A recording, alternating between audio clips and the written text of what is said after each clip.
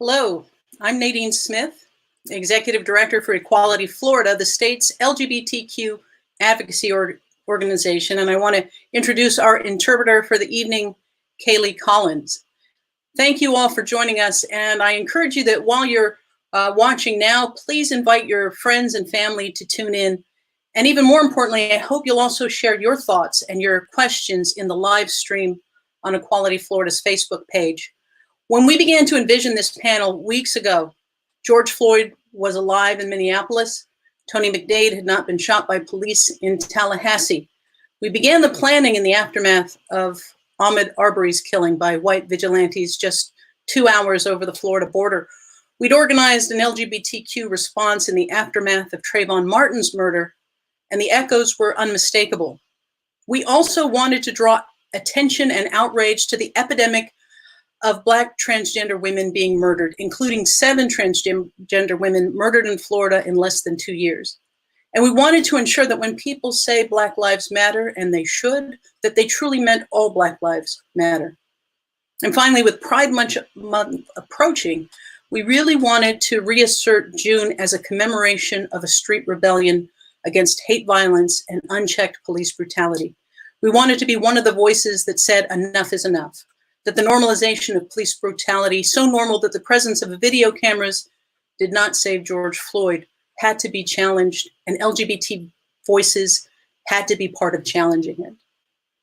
And finally, we wanted to amplify the voices of the Black LGBTQ experience, we who live in the intersection of identities, with the added danger that racism and anti-LGBTQ hatred puts in our path.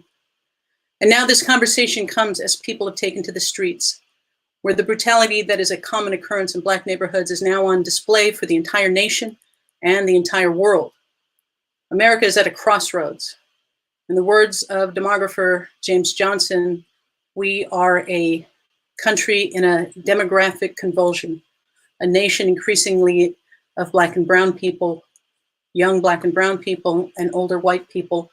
And the shifting demographics have created a panic that expresses itself not only in the words and obvious actions of white supremacists, but also in the fear and discomfort and silence of white people who see that shift and wonder what it might be like to no longer be numerically the majority, but instead part of a pluralistic society, what it might mean to be a minority in a country that has not treated minorities well. So it was with that spirit that we began this conversation, that we invited these panelists. And in this context, we think it is critical that the LGBTQ community be vocal and visible, unafraid to say the words white supremacy, unafraid to speak out to end the violence, state-sanctioned and hate-sanctioned, against the Black community, and to remember that this is our fight. We do not show up to it as allies, but we understand that our liberation, that our freedom is tied to ending this system. So with that, I'd like to invite our guests to join us. We were going to be joined and will be joined later by Minneapolis City Council Vice President Andrea Jenkins. The murder of George Floyd occurred in her ward. And so obviously she's at the center of much of what is happening right now.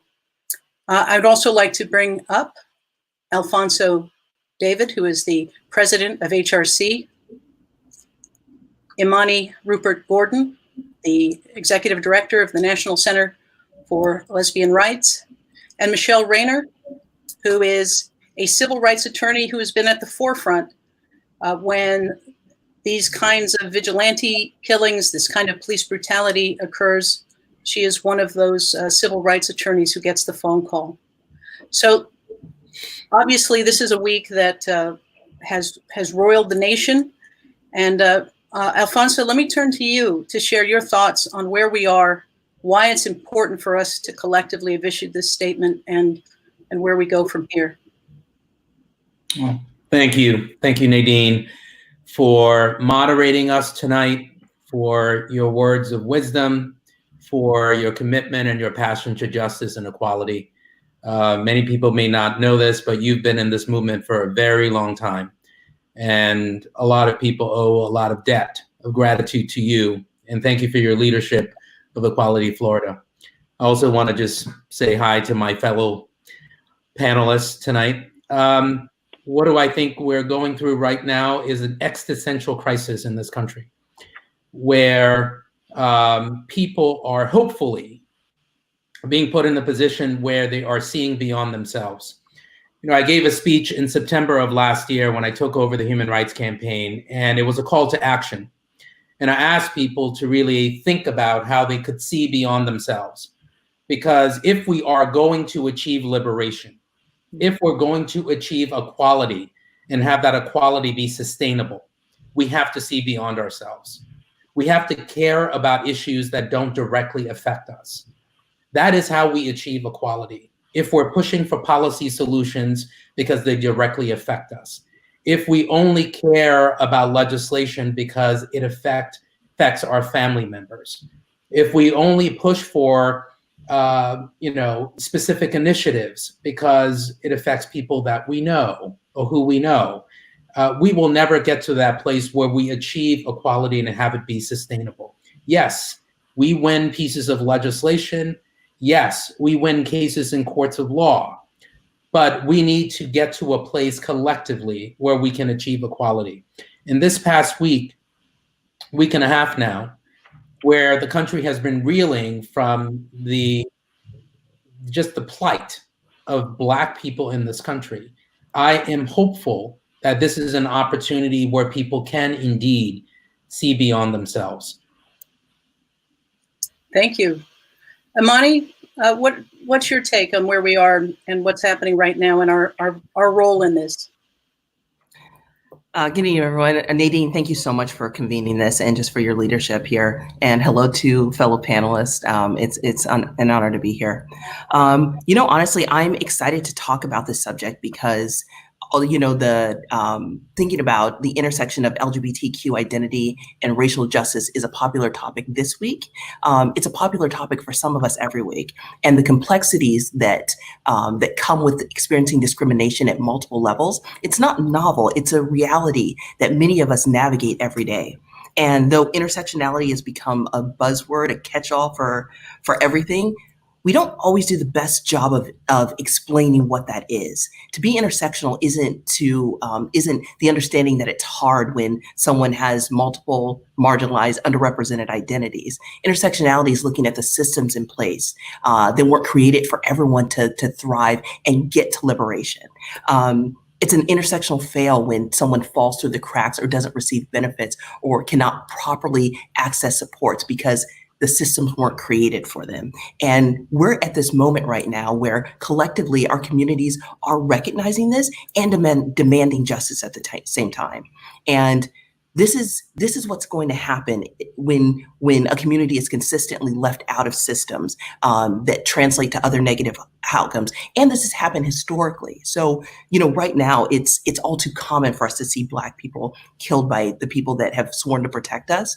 And we know that Black transgender people, especially trans women of color, are being murdered with very little investigation going into these murders. And most of them are going unsolved. But not only that, we see trans people being misgendered then after death. And so all of these things it's something that we're considering. And so I'm excited to have this conversation now because it's been too long, it's just too much, and something special is happening now. And we've seen something like this before. And so I'm excited to see where our community takes us. Michele, you've been at the forefront of these battles, whether it is vigilante murders of Black people or whether it is police brutality. Is this different this time? Is there something else in the air right now that feels like it portends real change? First, Nadine, thank you for having this space. I think that to be able to have this space is just so vital because I think all of us have so much that we want to talk about and get out, and we want to be able to have a space that really kind of reflects where we are and who we are. I mean, but to your question, it feels different. It kind of has that air of, kind of what happened in Ferguson and then, you know, a little bit of Trayvon, but it feels that it's just more. But with that feeling different, I think that we have to be very strategic about the moment that we're in, right? We have to be very strategic about what our actual demands are. We have to be intentional with that. And so, yeah, it does feel different. It does feel like, you know, we may get across the goal line, wherever that goal line is. But then in my mind, you know, the cautiously optimistic mind, but also someone who does his work, I always know that we think that we're at the goal line and then the goal line gets moved, right? And then we think we're at the goal line and then it gets moved again. So it's kind of, you know, we're always running to catch up. But I think that this conversation is really important because I know that a lot of times our voices, folks who are, you know, in our community get left out. But as I have pointed out, and I will continue to say, if it were not for queer folks, if it were not for gay, lesbian, transgender folks, we have been at the crux, the foundation of this work, right? And so I think that it's vital to have our voices represented, and not just represented to say, oh, representation matters, but at the table making the decisions. Because when other folks said they wanted to stay home, we were out there pushing this forward for all Black lives.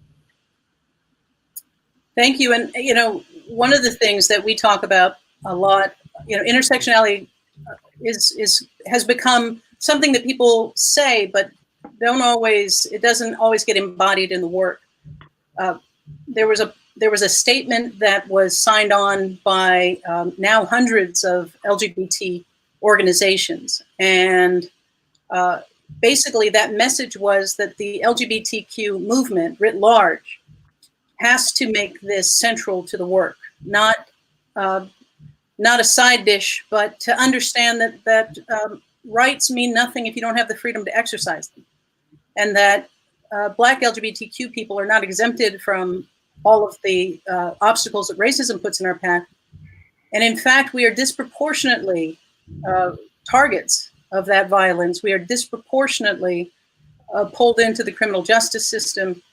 And it feels as though this kind of space feels way too rare, where all of us are talking to each other. And that's one of the things I think has to change. But it can be living in that intersection, feeling as though your queerness is challenged in LGBTQ space and your Blackness is challenged in Black space. And so not only do I think we have to reclaim the history of pride, but also of the Black Lives Matter movement, which was very intentionally built to include all Black lives, to include the LGBTQ experience. Who wants to speak to that? I'm happy to say a few things about that. You know, I talked briefly, I think it may have been yesterday or the day before, all of the days now merge, and I've lost track. But, you know, as people of color, and specifically Black people, and I think this is an important point for people who are not people of color to appreciate. When you're LGBTQ and you're also Black or a person of color, you are forced in many instances to create a hierarchy of identity. Mm-hmm. And that is an important concept for people to appreciate, the hierarchy of identity. If someone were to ask you, Nadine, or ask me, how do you describe yourself? What do we say first? Gay, Black, immigrant? Those identities are, of course, all important to me. But our society forces us to create a hierarchy and place certain values on those identities. And it's important as leaders in the LGBTQ space, and it's important as the community writ large to appreciate that all of those identities have to be assigned value. And as Black people and as people of color operating in the LGBTQ space, all too often systems have been created that either force us or indirectly make it difficult for us to recognize our race or ethnicity. And you mentioned the letter that now more than 500 LGBTQ organizations have signed on to, which is an incredibly important and powerful first step to make sure that we say that, yes, we are explicitly standing in the shoes of Black men and women and saying Black Lives Matters, but we're also saying that the issue of race and the issue of ethnicity cannot be sort of ancillary to our mission. It has to be core and central to our mission. And so what does that really mean? What that means is how we speak about the work, how we talk about the work, how the work is reflected in press releases has to be intersectional. And people that are doing the work have to think about, as they do the work, is it being inclusive? Are we talking about places, are we talking about this work from different perspectives so that it's not just uniform? You know, marriage equality is an important cornerstone of our success, but marriage equality means something very different in different communities. And how we talk about our successes and how we talk about different initiatives are going to be very important as we think about how we assign value to race and how we assign value to ethnicity in our work. You know, in this moment where people are trying to figure out how best to show up, how best to make this not just a flash in the pan, but a real catalyst for lasting change. You know, I know that my inbox is filled with people asking, what do we do? You know, what's the most strategic way to engage? White people who want to be allies, you know, asking, well, you know, how do we show up? And I guess part of that question is, for me, it is, what is your motivating self-interest? Because at the end of the day, I think that if people aren't motivated by something that is very personal to their, you know, I'll say it this way, we will have a multiracial, equitable democracy, or we will have chaos. The only thing that is different right now is that the circumstances that have been a constant presence in Black neighborhoods are now visible to people who are shocked to see the militarization of police, the absolute disdain, the normalization of brutality. But these are not new things. The same mentality that allows us to cage children at the border is the same lack of concern for human life that allows a president to order the forcible removal of people in front of a church for a photo op. And the photo op isn't just him in front of a church awkwardly holding the Bible. It is the show of force itself. So in this moment where we have an administration that is very willing, eager, in fact, to use force, intimidate, attempt to strike fear, coupled with a community that is pouring into the streets even as we speak, where do we go from here? What happens next? How do people show up? How do the organizations that sign that letter move beyond the words on the page into action? So I don't mind going.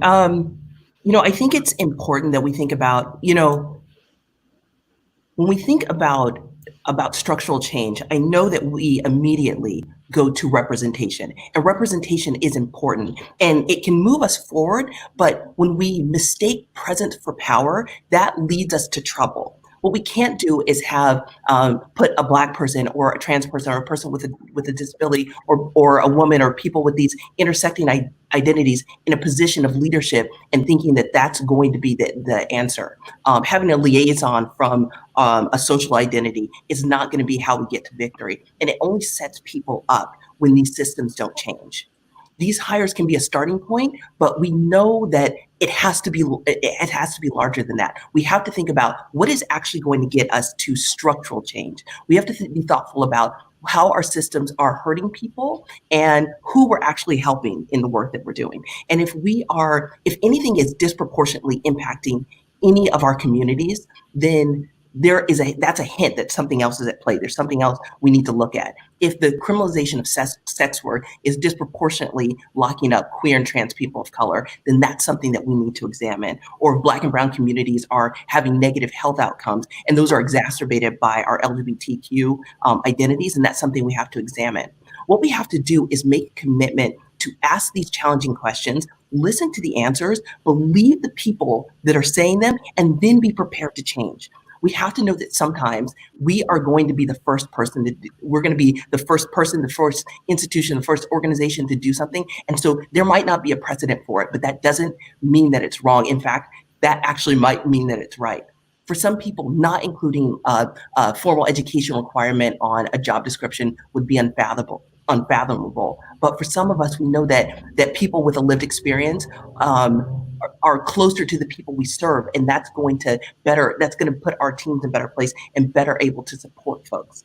And we have to really avoid getting in the way, like being distracting, really be thoughtful about the ways that folks try to distract from movement, and really making sure that we're concentrating on the issue at hand. Because a tactic that has always been used against our communities is to challenge how something is being done and ignore the actual problem that's happening. Right. These are things that we have to think about when we want to create substantive change in our communities. It's not just putting a person in a position of power. That's not it at all. We have to actually change the culture. We have to shift the paradigm there. Michele, you got animated there. What were you thinking about? No, I mean, when Imani touched on the part of, when it's, the what is happening as a result of the actual foundational issue, and we've seen it just now, the Attorney General in the state of Florida is more concerned about property than actually being concerned about a Black man being killed. And so for me, if I can just be very transparent, it's very nice that these organizations sign this letter. I think that it's wonderful. But my question becomes, what are your action items, right? How are you going to really begin to look internally? And I think Alphonso and Imani touched on this, really begin to look internally at the bias that you have, maybe the underlying racism that you have, and really begin to interrogate that and really begin to do the work. Because I'm glad that you signed a letter, but then when I'm sitting in front of some of these folks that may have signed this letter, and you begin to then discount my experience as a Black woman, as a Black lesbian woman, when you begin to discount my experience about how the way that you move in your organization may move in the world, how it affects my people, and I mean total my people, Black folks, gay, lesbian folks, my people, totally, then to me, the letter means as much as the piece of paper or the email that it sent. So I think it's great. I think that's a step, but I feel like that should have happened, because there's folks that are sitting on this panel even well before me that have been challenging that to these organizations, right? So that's kind of my position. What are your action items? What are the things that you're going to do to stand in solidarity with us? And not just solidarity in a letter, but are you going to be a comrade? Are you going to come out and put your body on the line? Are you going to put your money where your mouth is? Are you going to really stand with us in this moment? Because I don't need you to write a letter. I need you to put some action, to put some boots on the ground, however that may look. So what does that look like? Alphonso? There's so many different ways. We have so many different organizations and institutions, and how they function all differ. You have direct services organizations, advocacy organizations, political organizations. And what I would say is there are a number of different portals that leaders and executive directors should look at when they think about institutional systemic change. One, of course, is the work. Where are you placing your priorities? And how are those priorities affecting certain groups of people? And this also ties back to the initial point I was making. It's very difficult, just as human beings, for us to think about donating to an organization or an institution if we have no direct link. So I understand the sensitive it is for some to say, well, why should we focus on that issue when the majority of our supporters don't reflect that demographic? The reason why that's important is because, again, if we don't focus on the marginalized, we will never achieve full equality. And if you need to think of that from a selfish perspective or self-interested perspective, fine. But I think from a moral perspective, it's important for us to really take a step back and invest in programs, approaches, initiatives that actually directly affect the marginalized. And so that would be the first thing I say that organizations should do. Second, I think just taking a step back and thinking about the institutional structure that exists and just simply evaluating whether or not that system needs to be revised, needs to be reviewed. Training is great, and people often talk about, well, we're going to do competency training, we will do diversity training, and I think that's great. But you have to look behind the curtain and really get a sense of whether or not you have institutional fractures within your organization or institution in order to solve those problems and actually create an environment where people can succeed. So I would say it's a little bit of both, really thinking about the programmatic work and the institutional administrative work and creating a path forward to change. You know, one of the things when people are reaching out to me and asking what they can do in this moment, you know, the thing about systems is they're intimidating. They have so many tentacles. They can cross you in so many different ways. But right now, with the attention that is focused on the normalization of police brutality, I think the most important step that all of us collectively can take is to challenge the systems within law enforcement, the mass incarceration, not just the killing of Black people, but that constant stop and frisk, humiliation, provocation, because what's spilling out in the streets right now is George Floyd is a catalyst, but it is the boiling over of that constant, nonstop flexing of power without consequence. And right now, what people are seeing is a level of accountability, a demand for accountability, a requirement that we're not going to look away. This isn't new. There are plenty of George Floyds who nobody had a camera rolling when he was murdered or she was murdered. We saw in this past week the extraordinary restraint of police officers when confronted by angry white mobs armed to the teeth, rattling the doors of state houses, jostling police, screaming in their faces in the midst of a pandemic. No arrests, no violence, nobody was killed. And yet we look at these stories, you know, Sandra Bland dead because she didn't want to put out her cigarette. You know, even when there's videotape evidence, the question becomes, well, what happened right before the video started rolling? And then we go through the process of interrogating the victim rather than the perpetrator of the violence. And we're seeing that right now with Tony McDade's killing in Tallahassee. Here's the question. It boils down to one question and one question only. Did police act properly in attempt to apprehend a suspect, or did police open fire because they didn't think Tony's life mattered? And the police have lost the benefit of the doubt in those circumstances. We want the truth, whatever the truth is. But it doesn't escape my notice that when police act properly, they're very quick to get those dash cams and those body cams out into the world. And right now, we're not seeing that evidence. We're hearing what the police say, and we're hearing what people in the community are saying, and they don't add up.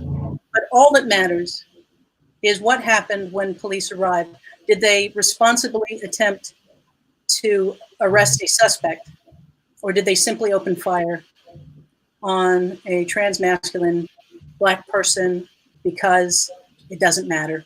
It doesn't matter what you do to us. It doesn't matter how you treat us. So to me, right now, it's not that law enforcement is the only pressure point, but it is a strategic pressure point. And I think we have to seize that this moment that we're in, and all of us lean into a level of accountability throughout the entire judicial process, from what happens in the streets, accountability of police, into the prisons, into the borders where people are caged. I think that is the place where we are seeing this very dangerous administration seek to expand their reach, seek to intimidate us out of protest, And I think that is an extraordinarily dangerous moment that we have to rise to. I'm just informed that our Andrea Jenkins, Council Member Andrea Jenkins has arrived. I'd like to invite her into. Thank you so much for joining us.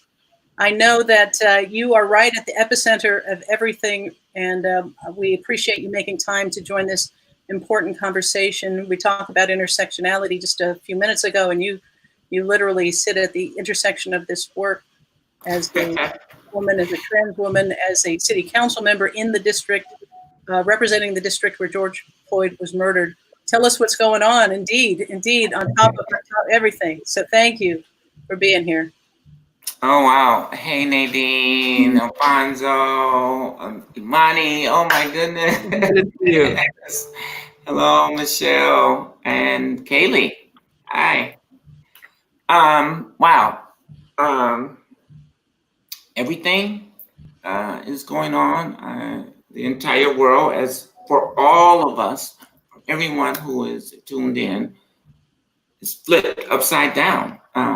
We have arrived in a new world. I was just in a meeting of a group that I've been Zooming with for the past 6 weeks that had convened around people of color response to the city to the coronavirus, and so the dialogue, of course, has been that everyone is that we are being more deeply impacted by this virus than other communities, economically, health-wise, and other criminalized, and in all the other ways, which literally happened to George Floyd last Monday.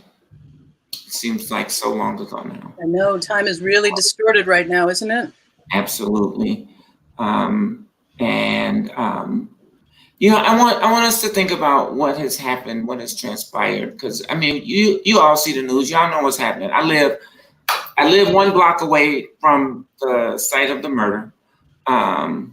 It's a beautiful scene out there. Everything on CNN, it's true. I mean, the people are barbecuing, they selling T-shirts, playing. There's multiple DJs set up in the intersection.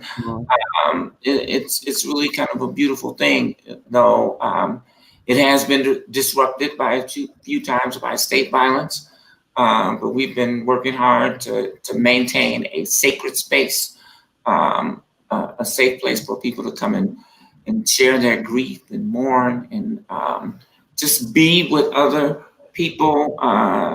We've all been sort of locked into our homes for the past 10 weeks. And so this human connection out there is really palpable. It's scary. I know we're going to have some testing and some medical support on the back end of this. But it really is a beautiful thing to see. People are literally protecting their homes in the middle of the night. So this community is exhausted. The level of Black women leadership has been through the roof. This district is represented by myself and also by the first Black woman, the first Black person to serve on the Hennepin County board represents this area as well. So, Congresswoman Ilhan Omar, who has been steadfast in her support and leadership in this area. So it's an extraordinary show of support. But I want us to consider, last Monday, George Floyd was murdered. Next day, 4 officers were fired. 3 days later, the murderer was charged and arrested. He's still in jail. He has not been out on bail. He's still in custody. Then the Minnesota Department of Health files a discrimination suit against the Minneapolis Police Department, which really allows us now this opportunity to undo some of the structural beams that are holding up this racism in our society. We can instantly ban chokeholds. We can now say no chemical accelerants because we have had this, we're leading up to this consent decree. It is a temporary sort of restraining order for the time being, but that is going to lead to some significant structural changes. And then just today, the other 3 officers involved in the murder of George Floyd have been arrested. And, you know, as President Obama talked about before this call, young people brought that about. But in this very same community that happened, you know, Aiyana, I'm sorry, I'm blanking on her last name right now, Aiyana Dior, was brutally beaten in this community by cis Black men. So our work, our struggle is real. It's very real. And being at these intersections, you know, and I'm sure all of you, this is one space where maybe this is a recognized reality, but you know, some Black people do get a break from the hashtags, you know, but if it's not a Black woman murdered in her bed in Louisville, then it's a trans woman murdered on the streets of Dallas, right? So I'm getting all of these things, you know, just coming at me at a rapid rate, and I know that all of you on this call feel that too, because y'all all are down with the trans struggle, right? Everybody on this call, I can count on that love and support. Absolutely. 120%. So, Andrea, let me ask you this. that's where we are right now. We're a community in pain, but I think we should be really recognizing the victories. As all of you are organizers, you gotta stop and understand the power of the work that you are doing. And I hope that's happening. And I'm trying to create a narrative and a space for people to recognize that. You know, it is not the end, but in order to keep fighting, I think you have to understand, you know, the gains that you're making. Well, Andrea, thank you so much for that. And just before you jumped on, I was saying, well, there are plenty of tentacles of racism, of institutional white supremacy.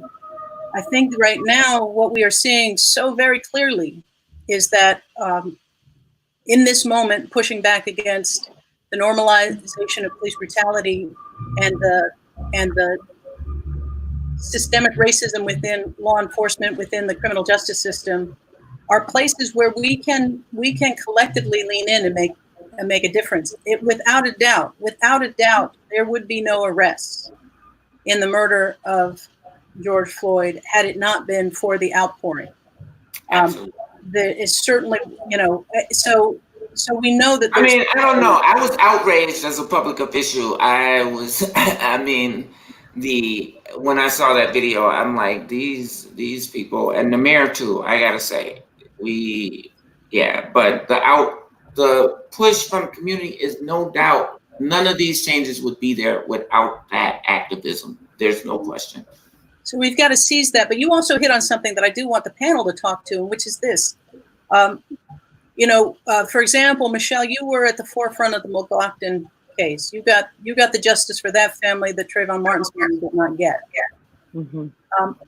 When I look at who showed up for that stand your ground killing of a Black man, and I look at who showed up for the multiple murders of Black trans women in Florida, there was very little overlap. How do we call, just as we have collectively called on the broader LGBTQ movement to show up around protecting Black lives, pushing back in these ways, we also are calling on the Black community to show up and be as outraged when Black trans women are murdered, when Black trans men are murdered, when we are targeted. I have been a victim of police brutality. And it was in a circumstance where the police officer clearly targeted me because of my race, because I was a lesbian, and because I run the organization that I run, and I was speaking up on behalf of the transgender city manager that was being fired. He was seething. I was in a position where people rallied around me, people supported me, people spoke out, and charges were dropped, apologies were issued. But the trauma of being brutalized by police officers, literally kneeling on me where I am saying I cannot breathe, and their response is, if you can talk, you can breathe. So you can imagine, for me, these circumstances, from Eric Garner to this one, bring that trauma very much to the surface. But what I want to say is, how do we convey to people, to the Black community, you've got to understand that attacks on the trans community, attacks on LGBTQ people, you've got to stand in solidarity. And similarly, as we have said to the LGBTQ community, attacks on Black people are attacks on the LGBT community. Christian Cooper bird watching in Central Park.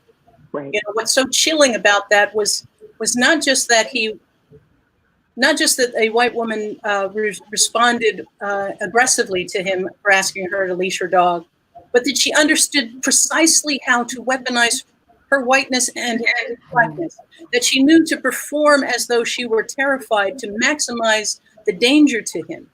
There's something so insidious in that, and that is so necessary to call out. But how do we speak to both of the places where we live? So as Alphonso says, you ask me who I am, I'm a Black lesbian. You don't even have to put a space between them. That is my identity, and I get to move through the world as that. So how do we bridge those worlds? I think for me, one of the ways that I bridge it in the work that I do and the rooms that I'm in, I name it. I name it very clearly. I call it out. I call it forth. I did a CNN article where I talked about queer folks and trans folks have been in this work. And I think that one of the things is that you have to name it. You have to speak it. When we're at strategy tables, it's one thing to say, okay, well, Black Lives Matter, and you start talking about, of course, then there's Black men, so the hierarchy of Black men, then Black women, and then, oh, well, I guess y'all. No. There's no. You name it. So that's one of the things that I have found just when I'm in these rooms, especially with, cisgender, heterosexual Black men. We're not going to have a conversation about, civil rights. We're not going to have a conversation about movement work. And we're not including, my trans sisters. We're not including LGBTQ, but we're not going to have a conversation. And so one of the ways that I have found to be effective is that I challenge the folks who are at the table with me, right? And if I can start challenging the leaders who are at the table with me, then folks who are just, every day, like, hey, I don't really know too much about what this means. People like my mom's age. My mom's 75 years old. And then you start engaging in conversations with her. Oh, well, I heard such and such say on TV about this. Well, Michele, what do you know about that? But if we, as people who are, I guess, quote unquote, leaders, are leading this movement, and wherever we find ourselves are not challenging our co-leaders, and we're not having them speak truth to power, that's just the way that kind of the way I move through that. But I name it. And I'll call it out and I'll say, this is what you are. And if you don't agree with it, that's fine. But you can't tell me about my experience. So, you know, I get a little hyper, but still, but that's how it is. Yeah. Imani? Yeah, I want to add to that. You know, that is also a tactic. When I walk in as a queer person, I didn't stop being Black when that happened. And so the idea that is going to separate me, that's a tactic to pit us against one another. And we know that happens in the reverse. Right. It's also a pretty common misconception that racism doesn't exist in the LGBTQ movement. And we know that that's not true. That LGBTQ folks experience discrimination based on sexual orientation, but also we experience racism and sexism and transphobia and discrimination based on all parts of our identity. And that's even within the LGBTQ community. And it's dangerous because when people believe that you can't, that we're not experiencing discrimination, or that you can't be part of perpetuating discrimination or actively participating in oppressing other groups, then that's just not true. We know that someone can vote for Obama, believe in progressive politics, and then harass a Black gay man at a park. Racism is insidious, and the unfortunate truth is that when we're not actively working to be anti-racist, then our movement will be inherently racist, because that's just how these things work. Our movement will not and cannot support Black LGBTQ folks and LGBTQ people of color without looking at racial justice. And that's why people talk about the importance of being intersectional in our work. We can't let if we can't get to LGBTQ equality if Black LGBT folks can't bird watch or go for a jog or sleep in their own house without being subjected to racial harassment or being killed by police. Black and brown trans women are disproportionately harassed and killed because of the combination of their race and gender identities, and these murders go unsolved. Like, we know that that's something that we have to pay attention to. And then acting like we can also celebrate pride and have a worthwhile LGBTQ movement without looking at racial justice, that's ignoring the experience of Black LGBTQ people and LGBTQ people of color. And so that's why our LGBTQ movement, it has to be a racial justice movement, it has to be a gender justice movement, and an economic justice movement. We have to take everyone with us. And because we're running out of time, I do just want to say too, we need to pay attention in this moment, what is happening next? Because we've been here before.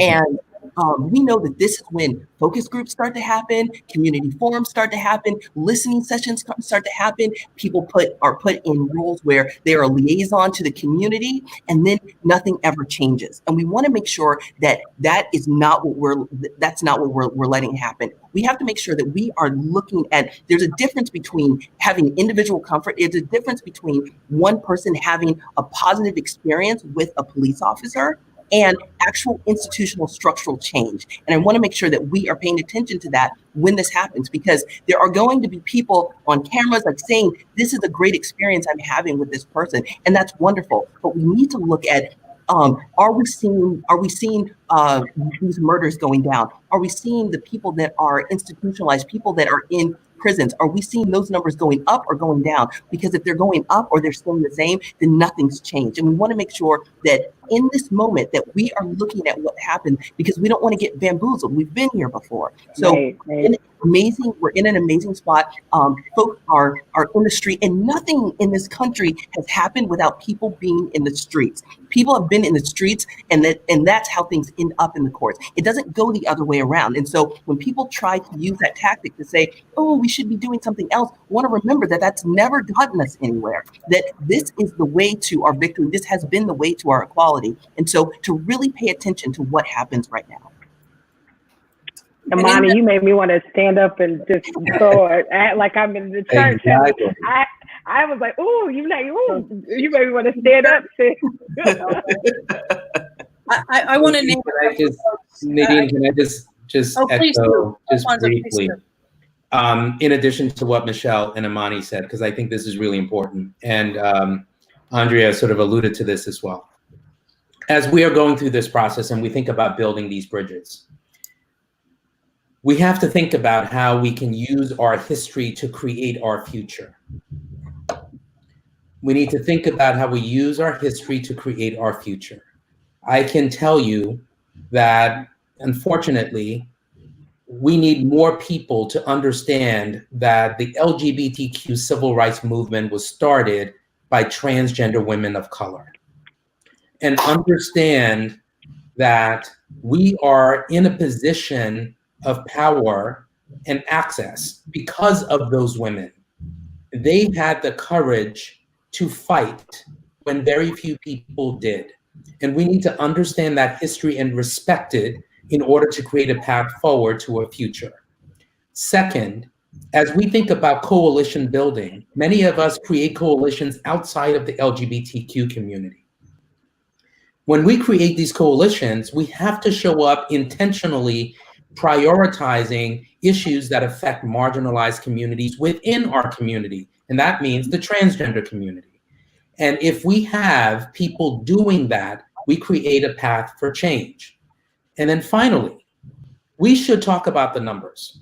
Since the Human Rights Campaign has been tracking violent deaths of transgender people, 172 people have been killed since 2013. 73% were Black. 73% were Black. So going back to your initial point, Nadine, as we think about protest and as we think about change, we need to make sure that conversation is inclusive and we use our history to really create a path to our future. Hear, hear. In fact, I'm so glad you said that. I was about to do two things. One, Edmund White has his recollections of being at Stonewall. And one of the things he says, whereas gays had always run away in the past, afraid of being arrested and jailed, these Stonewall African Americans and Puerto Ricans and drag queens weren't so easily intimidated. They lit fires, turned over cars, and mocked the police, even battering the heavy Stonewall doors where some policemen were retaining members of the staff and customers, waiting for the paddy wagons to return.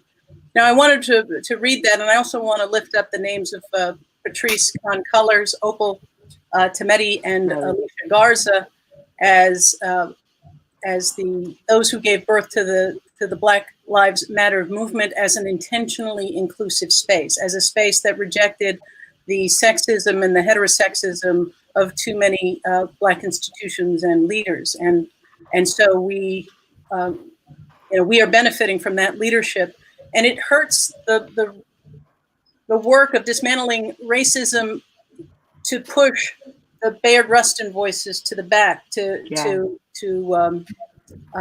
undercut the leadership that LGBTQ people bring into that space. And similarly, I say to white colleagues in this work around intersectionality, you understand intersectionality because you understood it around HIV and AIDS. It wasn't something that was unique to our community, but we understood that we had to rally around it because it was disproportionately affecting us. And the remedy was hampered by stigma toward us. And by those criteria, we must show up as a community around the violence that is being done to Black people, the violence that is being done to transgender people. And we have to show up not as an ancillary or a side issue that we might get to, but at the core of it. What difference does it make if you have public accommodation protections, if moving those public accommodations can cost you your life? You know, what value are these rights if you don't have the freedoms to exercise those rights? So I do want to lift up those voices as we near the end of our broadcast. Parting thoughts from everyone. We just have about 4 minutes left, but any thoughts you want to leave people with before we head out? I would say I think we are at a moment of opportunity, and certainly it's an opportunity for multiple directions. So we have a responsibility, I think, to make this an opportunity to reshape America and have Black and brown, trans, queer, disabled, lesbian, bisexual, undocumented immigrants at the center of making this America better. And we can do it because we have consistently done it over time. Thank you. Michele? Parting thought? Well, Alphonso took what I was going to say about about if it were not for Black trans women, we wouldn't even be having this space right now. So that's a fact. And just, I'll just leave you with the words of Asada. It's our duty to fight for our freedom. It's our duty. Oh Lord, I'm about to get it mixed up. So let me not even do it right now because I'm all flustered. But I just want us to know that it is our duty to fight for our freedom. It is our duty to win. Here we go. We must love each other. We must support each other. We have nothing to lose but our chains. And that is Queen Asada. And I want us to know that in this space of being Black, being LGBTQ plus, and also for our folks who are in the LGBTQ family who are not Black, it is still your duty to help us fight for our freedom. It is still your duty to help us win. It is still your duty to love us, because if we aren't free, y'all aren't free either. Right on. Imani? So my sister came up with this metaphor that I just love. So Maya, if you're listening, I'm changing a little bit. But imagine you're in this basement with other people. The basement's crowded, and there are a bunch of people that want to be left out, and the door's locked. And it's a basement, so it's full of other things too, like bookshelves and boxes and old things that might hurt you. And at the door, the people that are in the inside, they're banging on the door and they're screaming how unfair it is that you're in this basement and that they want to be let out of this basement. And in the back of the basement, there are people that would like to be let out too, but they're behind boxes or they've tripped over a bookshelf. So now they can't actually get out of the door. So even if the door were unlocked, they couldn't actually get past these things to get out of the basement. And I think that's actually a really good metaphor for our movement a lot of times, because the people that are at front, the people that are the most privileged, then just a little bit of support would help. With the folks in the back, there need to be other supports, and that's how we have to look at our LGBT movement. How we get every LGBTQ person to a place where the door can get open, and so everyone can benefit from that. And so that's why we have to be really thoughtful about being a racially just movement. Like, we have to be really thoughtful about how are we making this accessible to everyone so that we can actually get to LGBTQ equality. And so I guess I'd want to leave like that. It's saying the same things, like that we're all better when we're all better. That it matters that some of us have different identities, but we have things in common. That we're sharing things. That we're talking about what it looks like to be a Black person that's also experiencing that also has other identities. Thank you, Imani. Alphonso, your parting thoughts? We all have one thing in common. We're all human, and we're all fighting for equality. In order for us to get to equality, we need change. So peaceful protesting is great, but we need people to vote. Peaceful protesting plus voting equals change. Peaceful protesting plus voting equals change. And that's how we can have long-standing change. And that's how we get to equality. Thank you all. I appreciate your time. Thank you for being here. Thank you to everyone who's been in the live stream. Everybody, stay strong, stay safe, and we have to have more of these places where we get to talk with each other without a filter and be able to lean on each other. So I farewell to the panel, and vote. Thank you, Kaylee, for interpreting. And go vote. We got you. And just some parting thoughts as we close our show. This is a pivotal moment for our country. It is important that we vote. It is important that we put our bodies out there, that the outrage that we feel is heard.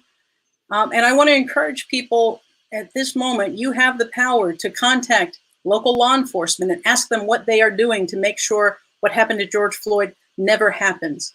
to talk to them about the accountability structure within law enforcement.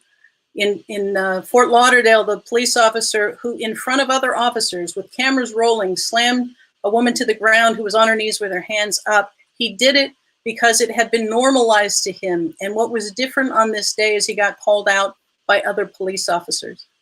So this is an important moment, and we can't squander it. It requires us to do all of the things, to have those conversations in the spaces where if you don't have them, they will not happen. It means engaging our families, our neighbors, our classmates, and being unafraid to call white supremacy what it is, to be unafraid of naming the fear that demographic change has brought, and to know in our bones that the path forward is a multiracial, equitable society where there is a place for everyone, not the political apartheid caused by voter suppression, mass incarceration, and disempowering people.